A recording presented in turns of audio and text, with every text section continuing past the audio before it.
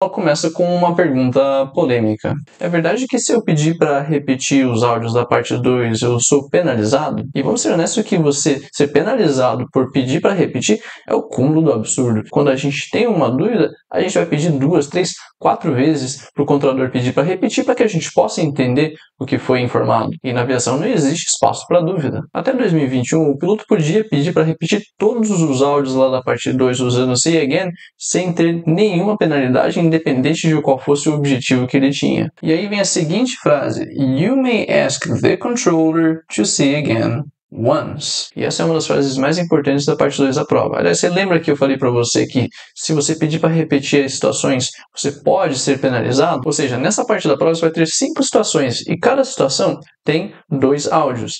Então, se você pedir para repetir todos esses áudios, ou seja, esses 10 áudios, basicamente, da parte 2 da prova, todos eles uma vez, você pode sofrer uma penalidade. Ou seja, se você atingiu compreensão ICAO 6, você deve ser baixado para o ICAO 5. No caso, o 5 Plus. Lembre que 5 Plus e 6 é a mesma coisa, trato com a mesma coisa durante o treinamento. Então, o que faz uma nota ICAO 4?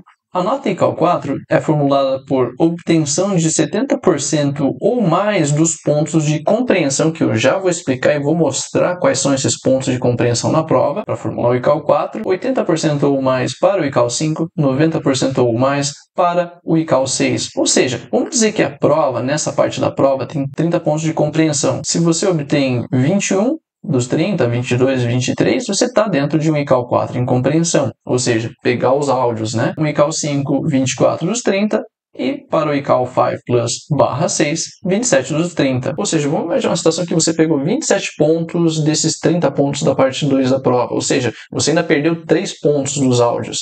Nesse caso, a ANAC quer que você saia do 5 Plus /6 e sofra um downgrade para o ICAO 5 em compreensão. Mas o que acontece na prática? Nenhum piloto tem ICAO 3 em compreensão, porque compreensão é uma coisa que a gente naturalmente já é bom. A gente é bom no áudio, a gente é bom na fonia, e a gente consegue pegar os trechos ali, sem contar que a fonia puxa muito o latim, como instruções como descend, maintain, que são palavras de origem latina. E qual é o segredo para você não ser penalizado e ficar dentro da legalidade? Se você tem 5 estações e 10 áudios, basta você não pedir para repetir um desses 10 áudios que você está dentro da legalidade e você não pode sofrer essa penalização. E isso é muito realista, já que você vai ter situações que você vai ter treinado na apostila, situações que são muito simples, como uma das situações que caiu na minha prova: confirm you had a wind shear on short final. Foi só isso que caiu no áudio.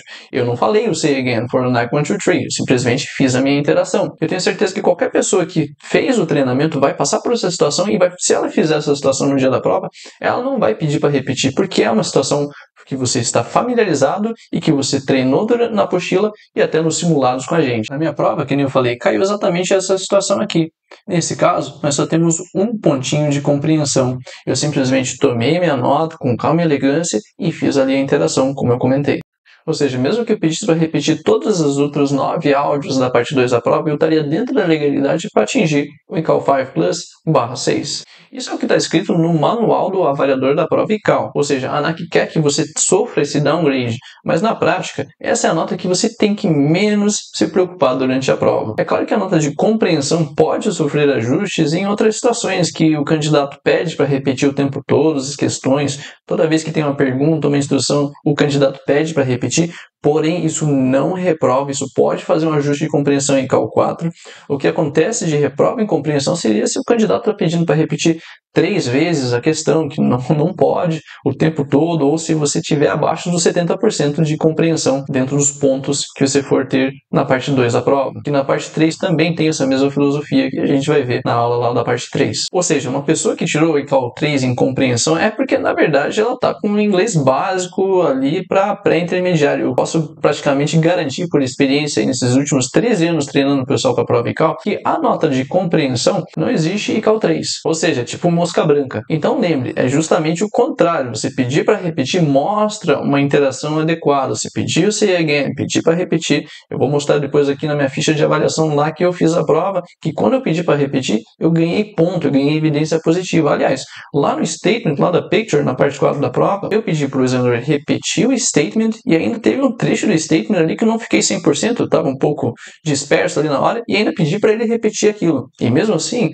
isso não me penalizou e não me prejudicou de tirar o 5 Plus e a nota 6. Ou seja, vale muito mais a pena você pedir para repetir aquele áudio para que você possa, às vezes, corrigir uma penalidade na estrutura gramatical, por exemplo. Você pode ter cotejado o verbo ou a frase de maneira incorreta e aquilo gerar uma penalidade de estrutura. Se você escutar report when ready at the holding point e você simplesmente cotejar de primeira report when ready on the holding point, você está gerando uma penalidade de estrutura. Nesse caso é um erro local, um erro tranquilo de se fazer, mas você pode ter uma situação de um erro global também, ou seja, um erro grave e que afeta o significado da frase. Pedindo para repetir, você também pode resgatar um vocabulário que você escutou. Confirm you are performing an emergency descent.